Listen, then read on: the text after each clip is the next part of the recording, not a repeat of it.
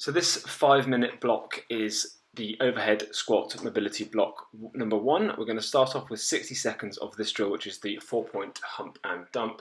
You may also have heard of this being called the cat-cow drill. Start with the knees under the hips, the hands under the shoulders, and we're basically going to arch the back up as much as we can. Bring the chin down to the chest, and we're going to push the belly down to the floor, squeeze shoulder blades together, bring the head up.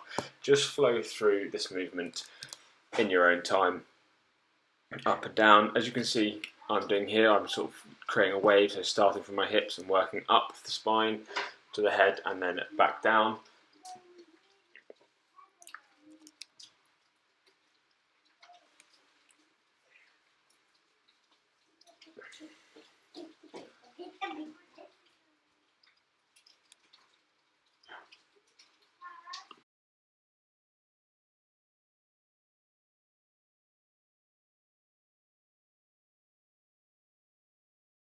The second 60 seconds of this drill, we're going to do 30 seconds on each side, and it's called the 4-point X drill. Start on all fours again, and we're going to take one knee and push it up and outside one hand. We're then going to push the foot back and across the body as far as we can. So we're going to get a stretch down the opposing glute and the same side, lat and shoulder. Just working up and down through this for 60 seconds or 30 on each side in your own time again, trying to feel that stretch in the movement. So we're getting a bit of wrist involvement here, we're getting the hip working, we're getting the spine working through a bit of extension, and we're also getting the knee involved too, so it's quite a nice full body movement.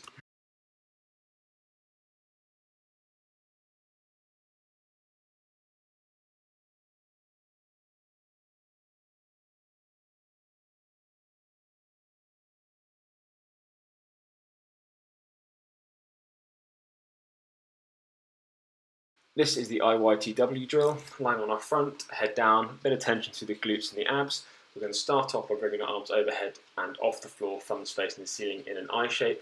We're then going to pull the arms out into a Y shape, keeping them off the floor, then pull out into a T shape, and then we're going to pull the elbows into the sides with thumbs coming in close to the shoulders, so thinking like a back squat position on top of a pull-up, and then we're going to come back out to our T shape, up to our Y shape, up to our I shape. Pause briefly with the hands off the floor. The next drill is the chest drill, a clock chest drill. Imagine we've got a clock face around us. We're going to take one arm out to the side, keeping the hand, the elbow and the shoulder on the floor, and we're going to rotate across onto one side and change the angle of the arm each rep. As you can see, I'm doing here, using the other side to push in and letting the leg come over.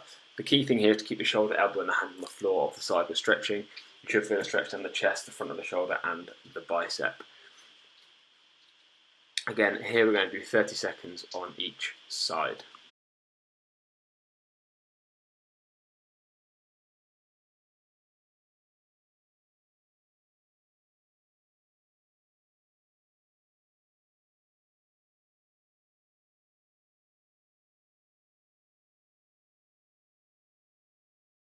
This drill is the tabletop.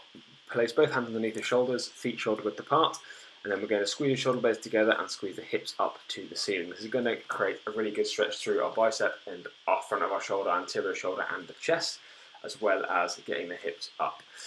This is good for getting the shoulders into extension and stretching off through the tight muscles in the chest, which will carry over to having better overhead mobility, as well as if we're really tight with the shoulders, actually getting arms overhead can be a real issue.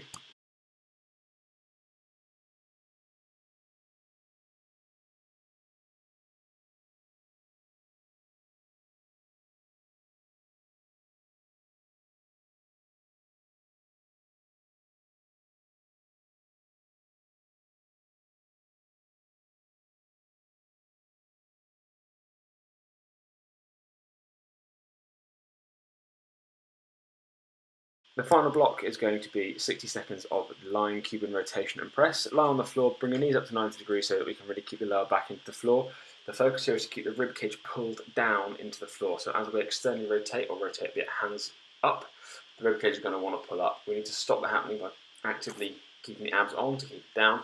Start with the arms at 90 degrees or a little bit lower depending on your mobility. Rotate the arms down, so palms to the floor, getting a nice stretch of the shoulders in this internal rotation, which is going to be important for our snaps coming in later. Then I want you to rotate to the upper arm, trying to get the back of the hand and the elbow to the floor. In this position, we're then going to push overhead as far as we can overhead out into our kind of Y shape, similar to our overhead squat, keeping our ribcage down. Pull the elbows back into the sides and then repeat that movement as you can see me doing here. Nice and smoothly in your own time. If you feel any problems in the shoulders, just let me know and I can correct the exercise for you.